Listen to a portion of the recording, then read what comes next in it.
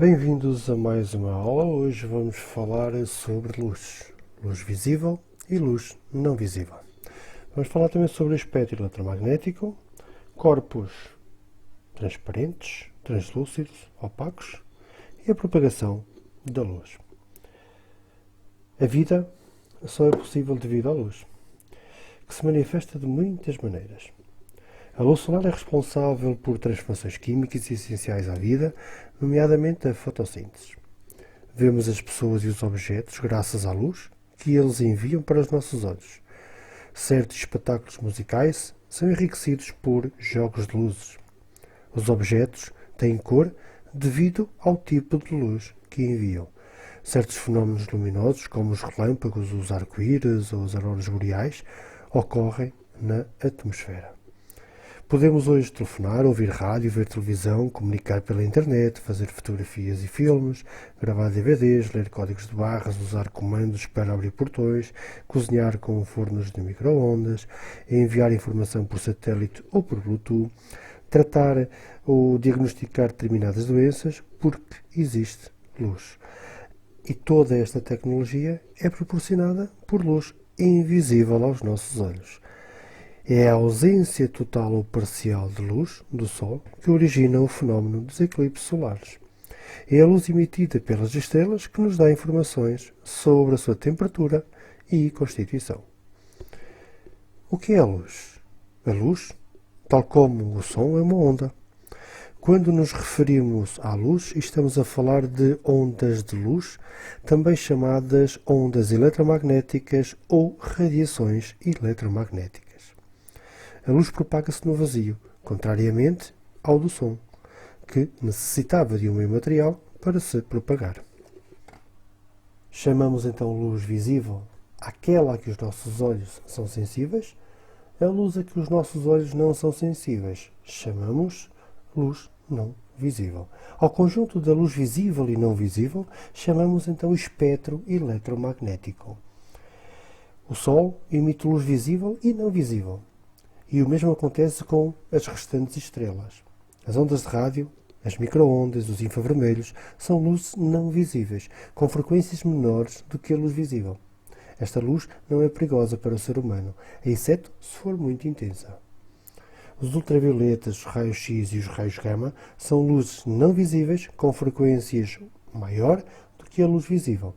Estas ondas eletromagnéticas são perigosas porque podem alterar as células do corpo humano.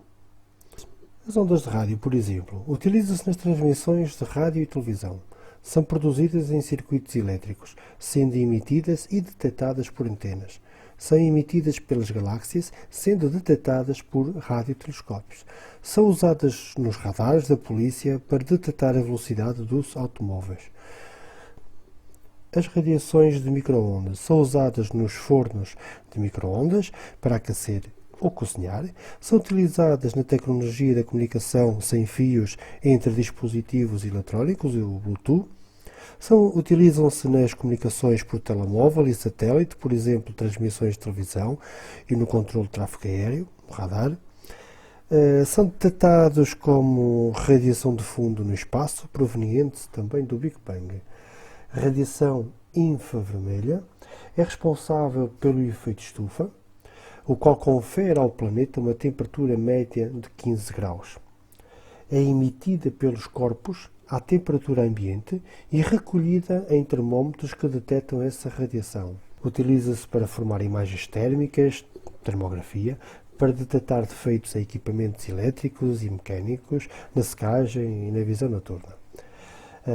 Esta radiação infravermelha está na base do funcionamento dos comandos de televisão, ar-condicionado ou portas automáticas.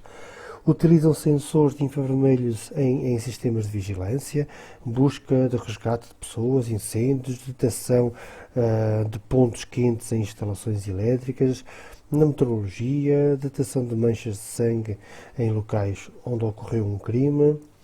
A radiação ultravioleta é mais energética do que a luz visível.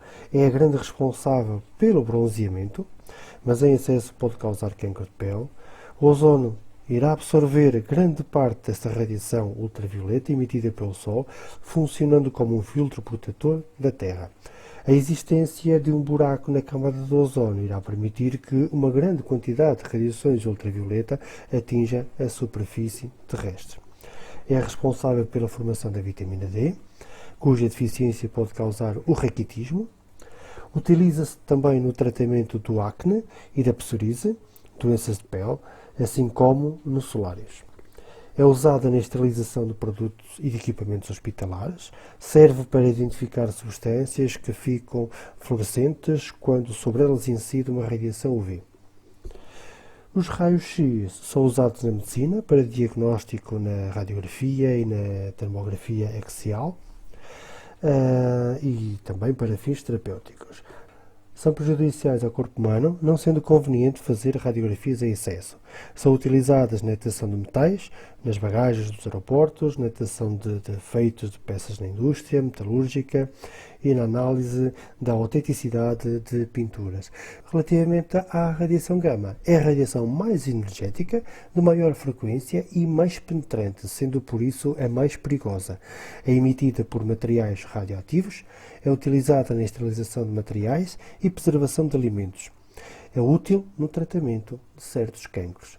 Portanto, toda a luz visível e os tipos de luz não visível formam então o nosso espectro eletromagnético.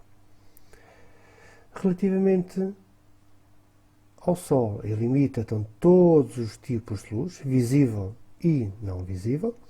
Todos os corpos emitem luz infravermelha, que está relacionada com a agitação dos corpúsculos constituintes da matéria. E agora relativamente aos corpos luminosos e corpos iluminados. Há corpos que emitem luz visível por si próprios, como o Sol. Um corpo que emite luz visível chama-se então corpo luminoso, fonte de luz visível. Temos o exemplo do Sol e de uma luz. A luz visível provém dos corpos luminosos, ou fontes luminosas, que podem ser de origem natural, como o Sol, as estrelas e alguns animais, como por exemplo os pirilampos e alguns peixes, ou de origem artificial, como por exemplo as lâmpadas e velas. Há corpos que refletem luz visível, que recebem de outros, como os planetas, uma mesa, uma parede. Um corpo que reflete luz visível chama-se então corpo iluminado, refletor de luz. É a luz detectada pelos nossos olhos que nos permite ver os objetos. Mas os nossos olhos só detectam a chamada luz visível, que pode ter várias cores, todas as cores do arco-íris.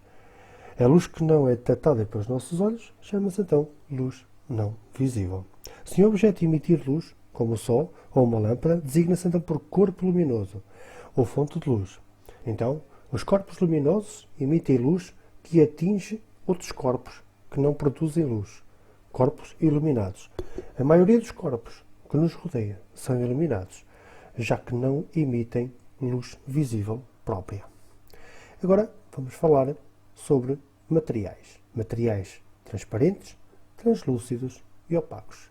Relativamente aos materiais transparentes, é possível observar objetos através do vidro, da água límpida ou do acrílico, pelo que são designados por materiais transparentes à luz visível. A luz vai atravessar completamente esse material. Diz então que são materiais transparentes.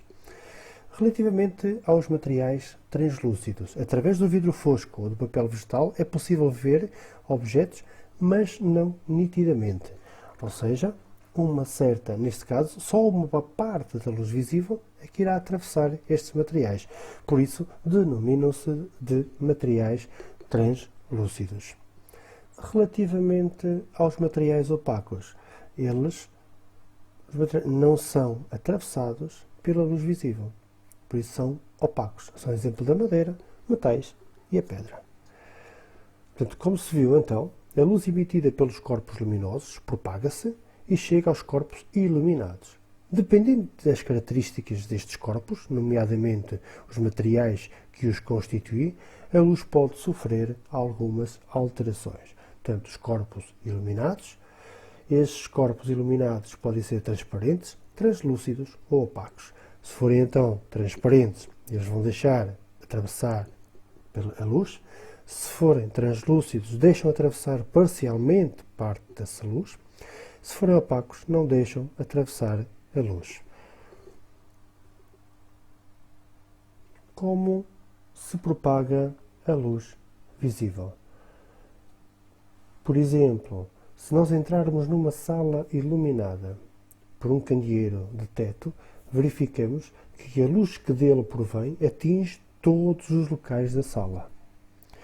Por outro lado, se utilizarmos uma lanterna, só conseguimos iluminar os locais da sala para onde estamos a apontar a lanterna. O mesmo acontece se utilizarmos um ponteiro laser. Nesta situação, temos uma porta entreaberta e reparamos que só ilumina a parte aberta da porta. O que é que podemos concluir? No meio transparente, neste caso e homogéneo, como no vazio, a luz visível propaga-se em linha reta. A luz visível propaga-se em linha reta quando o meio de propagação é homogéneo, se não encontrar obstáculos no seu percurso. A direção e sentido de propagação da luz pode ser identificada através de uma linha orientada a que chamamos raio de luz. Quando a luz visível incide sobre um corpo opaco, podemos aqui originar zonas de sombra e de penumbra. E o que é a sombra e a penumbra? Sombra, ausência total de luz. Temos aqui o exemplo de uma lanterna, que é uma fonte de luz pontual. Ao incidir num objeto opaco, vai provocar então no alvo ou numa parede uma região, e esta é a região de sombra. Dependendo da extensão da fonte luminosa e da dimensão do corpo, nós podemos ter, neste caso, um cone de sombra, porque a nossa fonte é uma fonte de luz pontual, mas podemos ter também uma zona de penumbra. Se a fonte de luz for muito grande, exemplo do Sol, além da sombra, forma-se uma zona menos escura chamada de penumbra. Ou seja, temos agora a nossa fonte de luz, e é uma fonte de luz extensa. Esta fonte de luz extensa vai criar aqui o tal cone de sombra, esta região de sombra, e à volta uma região menos escura, que é chamada de penumbra. Zonas de sombra e de penumbra da Lua projetadas na Terra, responsáveis pelos eclipses totais e parciais do Sol, respectivamente. Portanto, temos dois tipos: uma fonte de luz extensa, quando a fonte de luz é muito grande, e uma fonte de luz pontual. Fonte de luz pontual vai nos dar uma região só de sombra, uma zona de sombra. Se tivermos uma fonte de luz extensa, muito grande, vamos ter uma zona de sombra e uma outra, a zona de penumbra. Então, define-se sombra como a zona formada por um corpo opaco iluminado do lado oposto ao da fonte luminosa, onde não existe a luz visível. A penumbra corresponde à zona parcial iluminada devido à diminuição da luz visível originada pela interposição de um corpo opaco.